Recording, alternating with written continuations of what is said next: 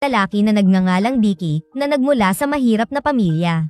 Kahit nahirap sila sa pera, napakasipag ng kanyang ama at araw-araw itong nagtatrabaho ng husto para lamang mabigyan ang kanyang anak ng mas magandang kinabukasan. Nag-aaral si Dicky sa isa sa pinakamahuhusay na paaralan sa lungsod. Ngunit may isang malaking problema, hindi siya nababagay sa kanyang mga kaklase. Mayayaman ang lahat ng ibang bata samantalang si Dicky ay pumapasok na may maruming damit at lumang sapatos na halos magkawatak-watak na. Naaawa sa kanya ang kanyang guro na si Miss Yuan. Napansin nito na palaging mukhang gusgusin at pagod si Dicky. Nais sana niyang makausap ang ama nito ngunit ipinaliwanag ni Dicky na palaging abala sa trabaho ang kanyang tatay at wala itong oras. Namatay ang kanyang ina noong napakabata pa niya kaya silang mag-ama na lamang ang magkasama. Isang araw sa klase, nagtanong ang guro ng isang simpleng tanong, ano ang gustong maging paglaki ninyo? May ilang batang nagsabing gusto nilang yumaman o maging matagumpay. Ngunit nagulat ang lahat sa sagot ni Dicky nang sabihin nitong wala siyang pangarap. Nais niya lang mabuhay ng simple. Ipinaliwanag niya na sinabi sa kanya ng kanyang ama na kung ang isang tao ay tapat at masipag, kahit mahirap siya ay igagalang pa rin siya ng mga tao. Simple lamang ang kaisipang iyon ngunit napakalalim ng kahulugan. Gayunpaman, hindi lahat ay tinatrato siya ng may paggalang. Habang nasa klase, magalang na pinulot ni Dicky ang ballpen na nahulog ng kanyang guro. Ngunit sa halip na pasalamatan siya, kakaiba at bastos ang naging reaksyon ng guro. Ipinabalik nito ang ballpen sa sahig at pagkatapos ay gumamit ito ng panyo upang pulutin muli ang ballpen dahil lamang nahawakan ito ni Dicky. Kalaunan, sa oras ng tanghalian, hindi pa rin gumanda ang sitwasyon. Isang mayamang batang nagngangalang Johnny ang nagpakitang gilas gamit ang bago niyang laruan, isang robot na aso na tinatawag na CJ1. Nagtipon ang lahat ng bata sa paligid niya, tuwang-tuwa at humahanga. Tahimik lamang na nanood si Dicky, alam niyang hindi niya kailanman mabibili ang ganoong bagay. Kasabay nito, may ilang batang lalaki na nang-aasar sa isang batang babae na nagngangalang Maggie. Iba ang kanyang hitsura kumpara sa iba kaya siya madalas tinutokso. Ngunit hindi na nahimik si Dicky. Lumapit siya at pinagtanggol si Maggie. Hindi siya pinansin ng mga bully at umalis lamang, ngunit napansin ni Maggie ang kanyang kabaitan. Nang sumunod na klase sa pisikal na edukasyon, naharap muli si Dicky sa isa pang problema. Hindi siya pinayagang sumali ng guro dahil masyado ng luma at hindi angkop ang kanyang sapatos. Kaya muli siyang naiwan ng mag-isa.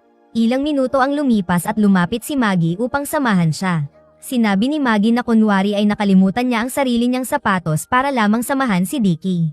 Tinanong siya ni Maggie kung lahat ba ng kanyang sapatos ay ganoon kaluma. Tapat na sumagot si Dicky ng oo. Ipinaliwanag niya na pinulot lamang ng kanyang ama ang mga sapatos na iyon mula sa basura. Samantala sa construction site, nahihirapan ng husto ang kanyang ama. Mukha itong nanghihina at halos hindi na makasabay sa mabibigat na gawain. Dahil dito, nagpa siya ang kanyang amo na tanggalin siya sa trabaho. Ngunit agad itong nakiusap na huwag siyang paalisin. Sinabi niyang kailangan niya ng pera upang makabili ng bentilador para sa kanyang anak dahil hindi makatulog si Dicky sa gabi dahil sa sobrang init. Nagtaka ang amo. Bakit mo pinapahirapan ng ganito ang sarili mo para lamang mapag-aral ang anak mo sa isang pribadong paaralan? Tanong nito. Nagbigay ang ama ng isang simple ngunit makapangyarihang sagot. Gusto kong magkaroon si Dicky ng mas magandang pagkakataon sa buhay at hindi matulad sa akin. Naging emosyonal ng bahagya ang amo nang marinig ito at binigyan siya ng isa pang pagkakataon. Nang gabing iyon, umuwi ang ama sakay ng kanyang lumang bisikleta. May dala siyang bentilador. Nakatira sila sa isang sirang abandonadong gusali na hindi kailanman natapos gawin. Nang makita ni Dicky ang bentilador, tuwang-tuwa siya. Hindi siya makapaniwalang talagang nakabili ang kanyang ama nito. Ngunit hindi nagtagal ang kanyang saya. Pagkasaksak nila sa kuryente, hindi gumana ang bentilador. Nagsimulang maghinala si Dicky na malamang na pinulot lamang ito ng kanyang ama sa basura. Ngunit agad siyang pinagsinungalingan ng ama at sinabing mahal ang kanyang ibinayad dito at gumagana pa ito ng bilhin niya. Sa huli, kinailangan pa ring gumamit ni Dicky ng maliit na pamaypay. Nang hapunan, lalo pang naging emosyonal ang mga pangyayari. Kumuha ang ama ng isang lumang mansanas, tinanggal ang mga bulok na bahagi nito, at ibinigay ang natitirang maayos na piraso sa kanyang anak. Sa pagkakataong iyon, naglakas loob si Dicky na humiling ng bagong pares ng sneakers. Sandaling natahimik ang ama ngunit pagkatapos ay ngumiti siya at nangakong bibilhan niya ito ng bagong sapatos sa lalong madaling panahon. Napakahalaga ng pangakong iyon para kay Dicky. Bago sila matulog, nagkaroon sila ng masayang sandali. Simpleng ngunit nakakatawa ang kanilang laro, hinahabol at pinapatay nila ang mga ipis na nagtatago sa paligid ng bahay. Kahit gaano kahirap ang kanilang buhay, nakakahanap pa rin sila ng maliliit na dahilan upang tumawa. Kinabukasan, tumayo sila sa labas ng isang tindahan ng mga elektronikong kagamitan at nanood ng telebisyon sa pamamagitan ng salamin. May kakaibang balita sa TV. May isang lalaking nagsasabing nakakita siya ng lumilipad na platito sa kalangitan. Ngunit mukhang peke ang larawang ipinakita niya dahil ang sinasabing spaceship ay eksaktong kamukha ng kanyang ulo. Malinaw na nagsisinungaling siya. Habang nanunood pa rin ng balita ang kanyang ama, dahan-dahang pumasok si Dicky sa katabing tindahan ng mga laruan. Sa loob, may nakita siyang kamanghamanghang bagay. Isang laruan na katulad ng robot na aso ni Johnny. Nagliwanag ang kanyang mga mata sa pananabik. Sinabi niya sa kanyang ama, kapag binili mo sa akin ang CJ1 na ito, nangangako akong wala na akong hihilingin pang iba. Ngunit wala silang pera. Maingat siyang sinabihan ng kanyang ama na ibalik ang laruan. Tumanggi si Dicky. Paulit-ulit siyang nagpumilit at sa unang pagkakataon ay nawalan ng kontrol ang kanyang ama. Sinampal siya nito. Naging napakabigat ng sandali. Ibinalik ni Dicky ang laruan, umiyak, at tumakbo palabas ng tindahan. Agad na nagsisi ang kanyang ama at hinabol siya. Nang sa wakas ay matagpuan niya si Dicky, nakita niyang kasama nito ang kanyang guro na si Miss Yuan. Magalang na sinabi ng guro na nais niyang bumisita sa kanilang tahanan. Naniniwala siyang dapat na aktibong nakikilahok ang mga magulang sa edukasyon ng kanilang anak. Ngunit nahihiya at naiilang ang ama. Mabilis siyang nagdahilan at sinabing masyado siyang abala sa trabaho. Nang gabing iyon, pumunta ang ama sa isang tambakan ng basura. Naghalungkat siya rito, umaasang may makikitang kapaki-pakinabang para sa kanyang anak.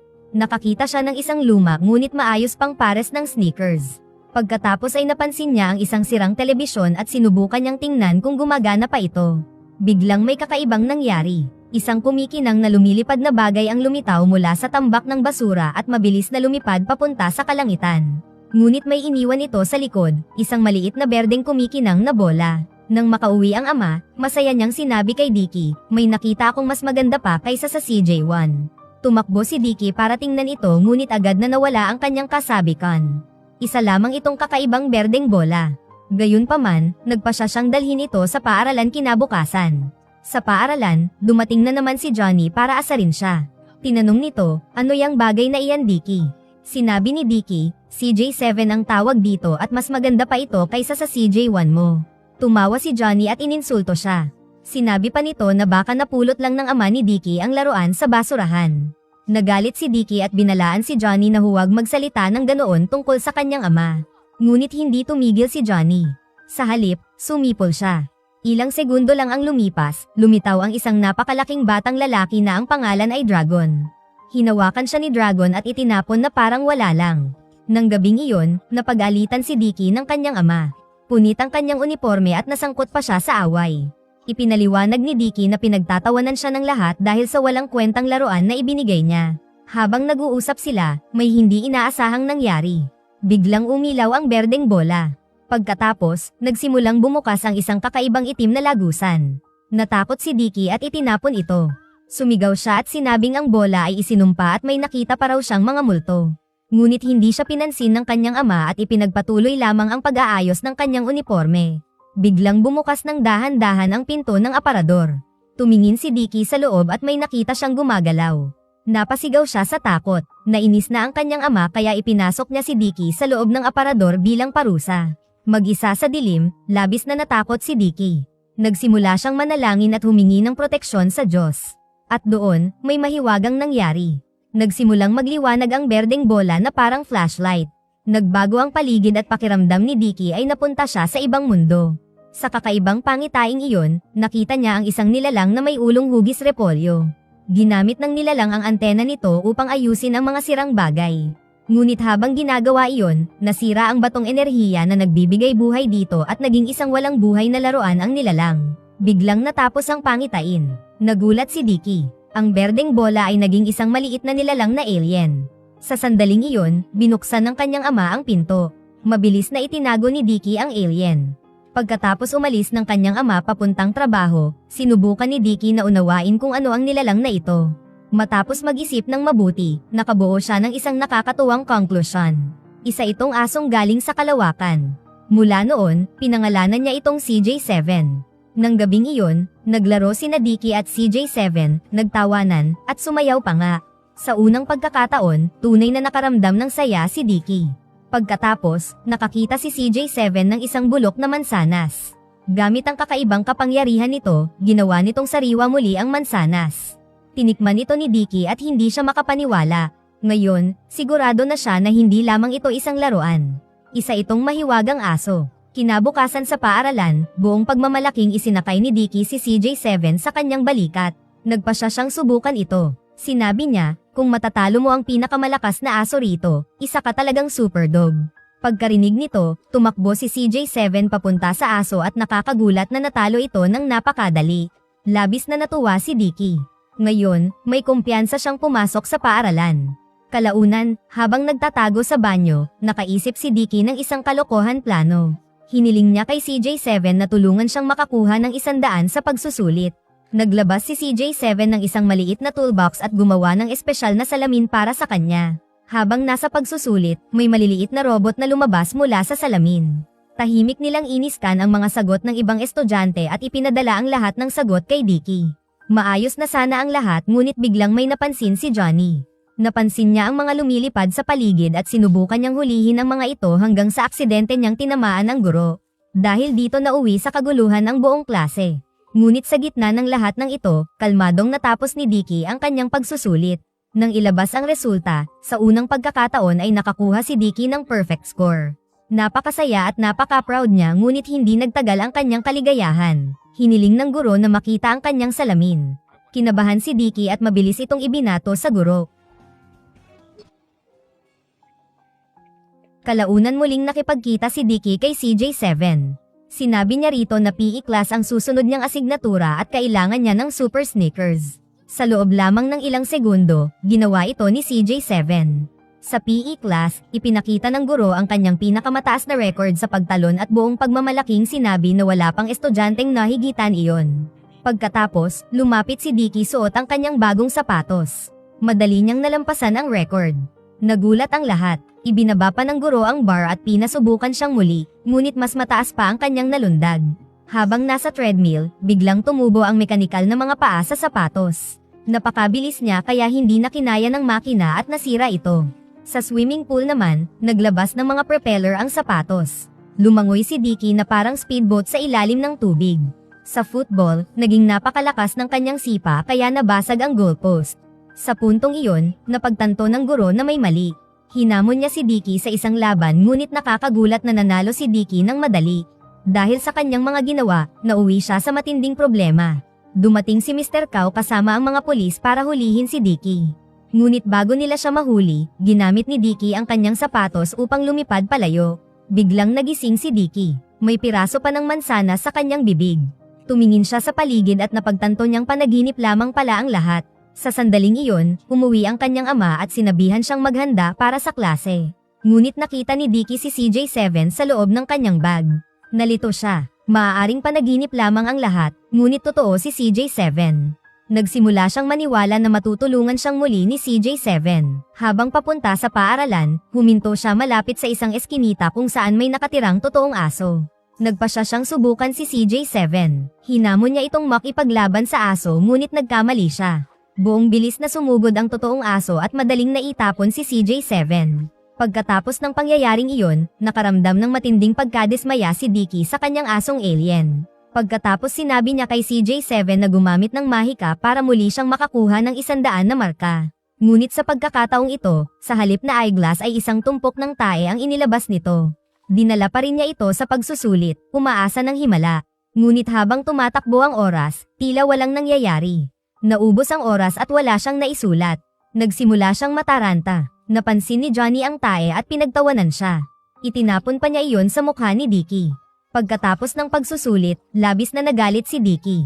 Pakiramdam niya ay niloko siya ni CJ7. Sa sobrang pagkadismaya ay isinubsob niya si CJ7 sa inidoro. Ipinilit niyang ibigay ni CJ7 ang kanyang mahiwagang kapangyarihan. Ngunit muli, nakakatawang paraan lamang ang naging tugon ni CJ7. Sa klase ng PE, marumi at gusgusin na si Dicky kaya inutusan ng guro ang mga hardinero na bugahan siya ng tubig gamit ang hose. Nagtawanan ang lahat sa kanya. Pagkatapos ng kahihiyang iyon, nakaramdam si Dicky ng matinding galit. Hinanap niya si CJ7.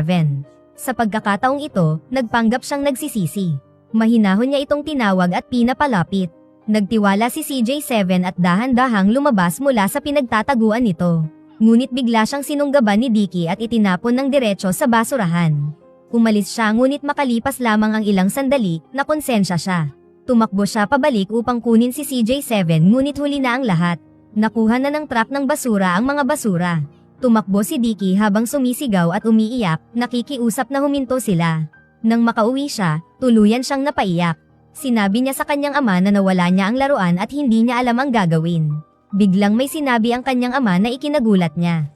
Ayon dito, may kakaibang nilalang na umuwi kanina at mukhang hinihintay si Dicky. Maya-maya, masayang tumalon si CJ7 na parang walang nangyari. Tila napatawad na siya ng nilalang. Nakahinga ng maluwag si Dicky. Ngunit nalito ang kanyang ama. Tinanong nito kung ano ba talaga ang kakaibang bagay na iyan. Mabilis na sinabi ni Dicky na laruan lamang si CJ7, ngunit hindi naniwala ang kanyang ama.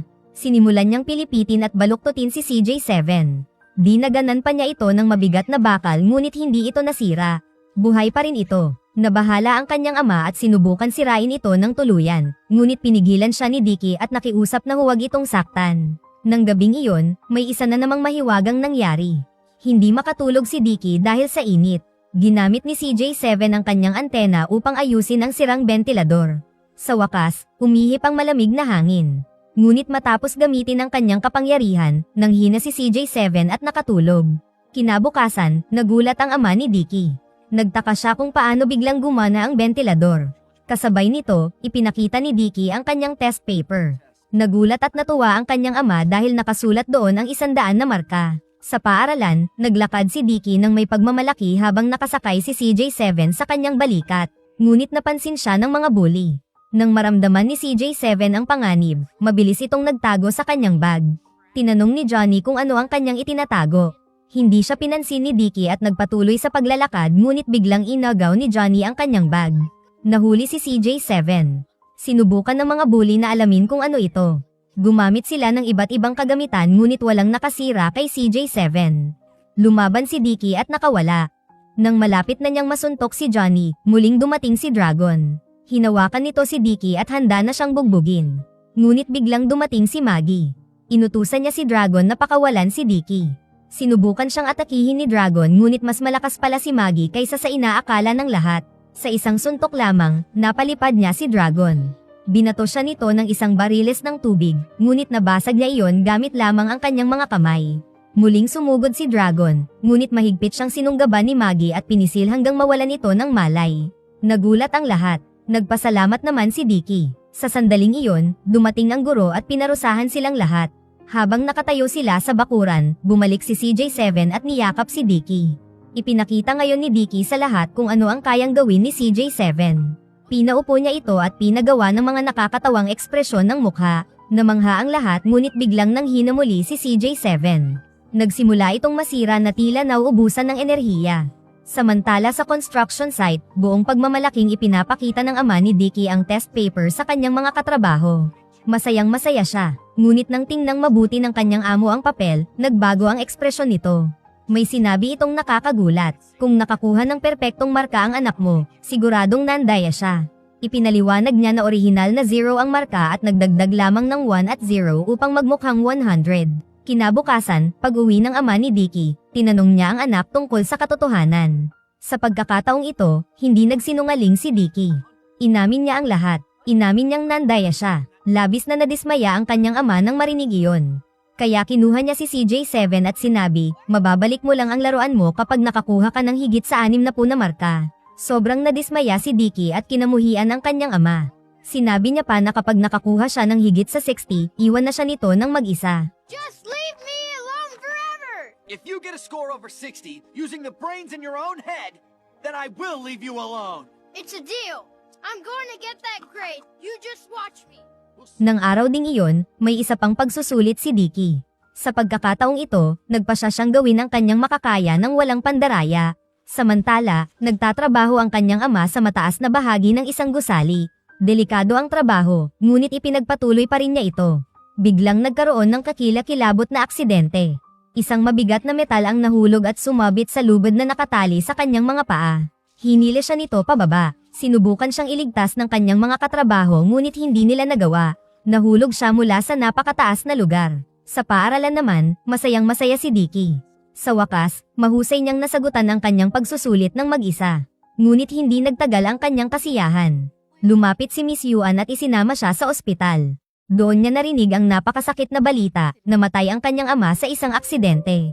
Nang marinig iyon ni Dicky, parang gumuho ang kanyang mundo. Pag-uwi nila, walang tigil siyang umiyak.